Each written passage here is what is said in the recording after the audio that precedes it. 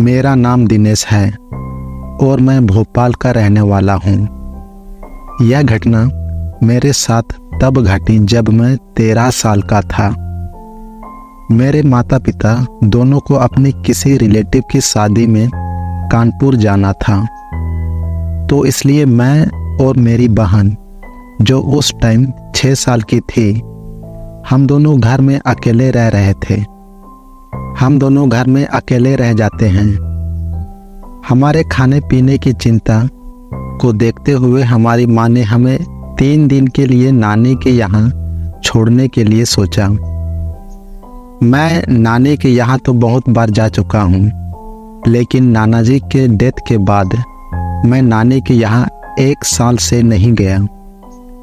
हमारी नानी भी सेम शहर में ही रहती थी।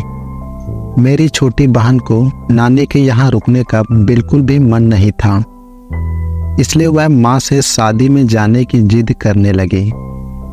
उसकी इसी जिद की वजह से माँ उसको अपने साथ ले गई और मुझे नानी के यहाँ छोड़ दिया। मेरी नानी के घर पर मैं और नानी हम दोनों ही थे। नाना जी की मौत को 1 साल हो चुका था। उनकी मौत हार्ट अटैक की वजह से हुई थी। घर काफी बड़ा था।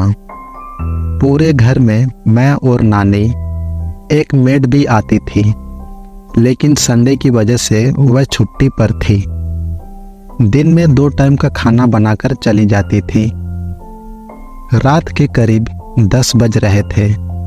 नानी और मैं, हम दोनों अपना खाना खाकर अपने अपने कमरे में सोने के लिए चले गए थे। कुछ देर बाद मेरी आंख लग गई, लेकिन करीब 1:30 बजे मेरी आंख खुल गई। उनके खर्राटों की वजह से मुझे नींद नहीं आ रही थी, तो मैंने सोचा कि मैं फ़ोन में कुछ वीडियोज ही देख लेता हूँ।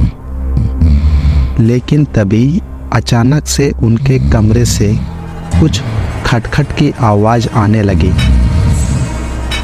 मुझे लगा कि शायद मेरी नानी को पानी पीने की ज़रूरत है, इसलिए मैं उठकर उनके रूम की तरफ गया। लेकिन जब उनके रूम में झांका तो वो सो रही थी। उनको सोता हुआ देख मैंने उनको डिस्टर्ब नहीं किया। उसके बाद मैं वॉशरूम की तरफ जाने लगा। बाथरूम जाने टाइम मुझे ऐसा लगा कि नानी के कमरे से कोई निकलकर मेरे पीछे पीछे चल रहा है, लेकिन मैंने पीछे ना घूमते हुए उस चीज़ को इग्नोर किया। लेकिन कुछ देर बाद मैं पीछे घूमा तो पीछे कोई भी नहीं था। शायद वो मेरा वहम था। मैं वापस घूम के नानी के कमरे में गया तो देखा कि नानी अपने बेड पर बैठी हुई थी। मैंने नानी से पूछा कि नानी क्या हो गया, तो नानी ने बोला कि तुम्हारे नाना मुझसे मिलने आए हैं। सुनते ही मेरी हार्ट बीट तेज हो गई। मैंने नानी से पूछा कि आप क्या कह रही हो, नाना को गए तो 1 साल हो गए। तो नानी ने बोला कि पागल हो क्या, देखो तुम्हारे पीछे ही तो खड़े हैं और वो मुझको देखकर अभी मुस्कुरा रहे हैं। नानी की यह बात सुनकर मेरे पैरों के नीचे से जैसे जमीन ही निकल गई। मैंने उनकी बात को हंसी से टाल दिया और उनको दोबारा सुला दिया और वापस अपने कमरे में लेट गया।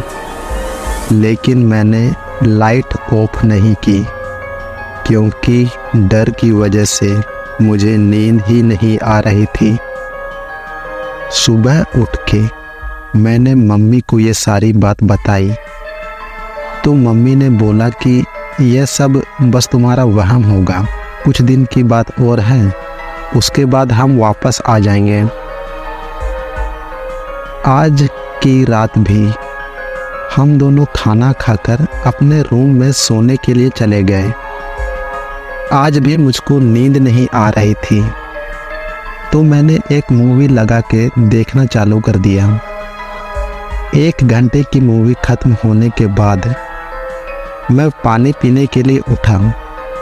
फ्रिज का रास्ता नानी के रूम से होते हुए जाता था। मैं जैसे किचन की तरफ बढ़ा, देखा कि नानी के कमरे से किसी के बोलने की आवाज़ आ रही है। मैं उनके कमरे में गया तो उनके कमरे का दरवाज़ा अंदर से बंद था। मैंने खिड़की से पर्दा हटाकर देखा तो नानी अपने बेड पर बैठ के किसी से बात कर रही थी, लेकिन कमरे में कोई भी नहीं था। वो बोल रही थी, मैंने खाना खा लिया, मेरी तबीयत ठीक है, नाती आया हुआ है, आप कैसे हैं?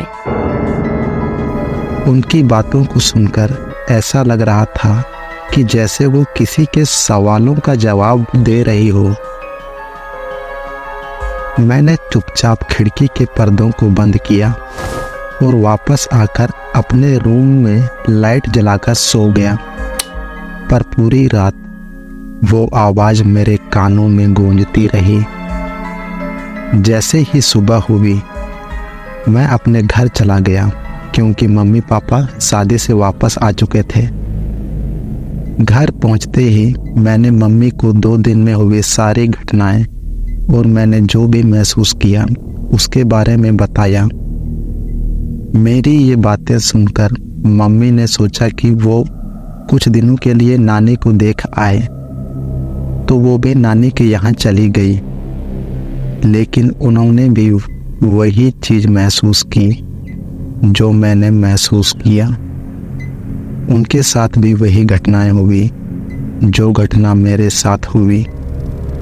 उन्होंने वापस आकर हम लोगों को बताया कि उनके साथ भी वही अजीब सी घटनाएं हुई, जैसे पानी का नल अपने आप ही खुल जाता था, साथ में किचन बाथरूम की लाइट अपने आप चली जाती थी। नानी रात भर किसी से बातें करती थी और उनको हमेशा ऐसा लगता था कि उनको कोई देख रहा है। कहीं ना कहीं मम्मी को यह महसूस हो चुका था कि नाना को गए भले ही 1 साल हो चुके, लेकिन उनके या उनकी आत्मा अभी भी उनके घर में भटक रही है। कुछ दिन बाद मम्मी ने अपने जान पहचान के पंडित जी से बात करके नानी के घर में पूजा रखवाई। पूजा खत्म होने के बाद पंडित जी ने खुद मम्मी से बोला कि कोई ऐसी चीज तो है जो उनको भी महसूस हुई, जैसे पूजा करते करते मंत्र भूल जाना या कुछ बोलते बोलते ध्यान भटक जाना। यह सब उनको वही संकेत दिखा रहा था कि इस घर में किसी का तो साया है। पूजा के 2 हफ्ते बाद नानी की भी डेथ हो गई और वो घर पूरा 1 साल के लिए बंद रहा। उस घर में कोई भी नहीं जाता था। फिर मेरी मम्मी के दिमाग में आया कि उस घर को बेच देते हैं। पापा के जान पहचान में एक प्रॉपर्टी डीलर थे। उन्होंने उनसे बात करके घर को बिकवा दिया। घर पे जो नए लोग शिफ्ट हुए थे, हस्बैंड, वाइफ और 2 बच्चे, शिफ्ट होने के बाद दूसरे दिन से उनके बच्चों की तबीयत खराब होने लगी और घर में अजीब अजीब सी हरकतें होने लगी। उन लोगों ने आकर जब मम्मी से घर के बारे में पूछा तो मम्मी ने घर की सारी बात बताई। उसके बाद वो लोग उस घर को छोड़कर फिर से वहीं रेंट पर रहने चले गए जहां पर पहले रहते थे, और उस घर को दोबारा सील पर डाल दिया गया। और आज भी मेरी नानी का घर बिका नहीं है।